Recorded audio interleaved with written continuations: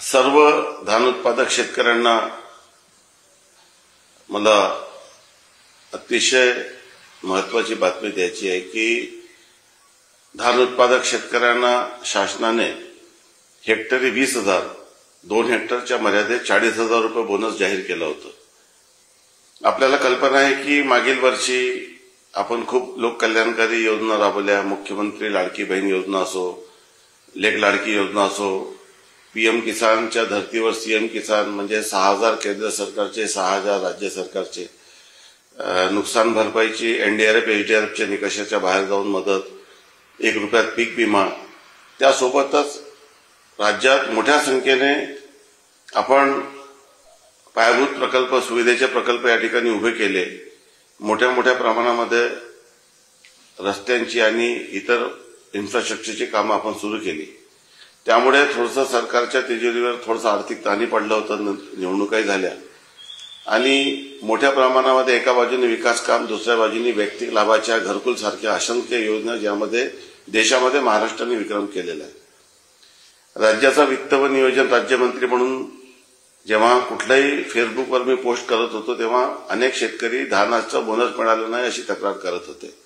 काही राजकीय विरोधकांनी तर बदनाम करण्याचा प्रयत्न केला, राजकारण करण्याचा प्रयत्न केला, ज्यांनी शेतकऱ्यांना कधीच आसरा दिला नाही, असा शेतकऱ्यांना मदत करणाऱ्या सरकारच्या विरोधात लोकांमध्ये परत फेक नॅरेटिव्ह पसरवण्याचा त्यांनी प्रयत्न या ठिकाणी सुरू केला।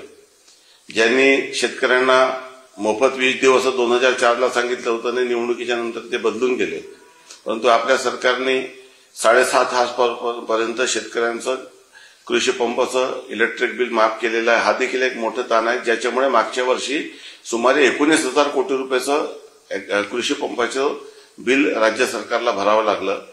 या सर्व अडचणीमुळे आपल्याला थोडासा विलंब झाला, परंतु नेमका आता शेतीचा हंगाम सुरू होतं आणि शेतीच्या हंगामामध्ये बोनस शेतकऱ्यांना मिळालं, याच्यातून त्यांना निश्चितपणे खूप मोठा दिलासा मिळालेला आहे। धान उत्पादक शेतकऱ्यांना कधीच शासनाने इतकं न्याय दिला नव्हता, तेवढं न्याय आपल्या सरकारने दिलं आणि सरकार नेहमी शेतकऱ्यांच्या पाठीशी आहे। सरकारच्या तिजोरीचा एकूण एक पैसा जनतेच्या कल्याणासाठी, शेतकऱ्यांच्या कल्याणासाठी आणि महाराष्ट्रातील निराधार लोकांच्या किंवा दिव्यांग लोकांच्या कल्याणासाठी आणि सर्वसामान्य प्रत्येक घटकासाठी खर्च होता। आपल्याला कल्पना आहे की आपण दिव्यांगाचा या आर्थिक अडचणीच्या परिस्थितीत देखील दिव्यांगाचं अनुदान आपण 1,500-2,500 या ठिकाणी केलेलं आहे आणि त्यामुळे आता जास्त चिंता करण्याची गरज नाही। आपलं दरवर्षी आपलं सरकारचा एक रेव्हेन्यू आहे, तो महसुली उत्पन्न दरवर्षी वाढत असतो।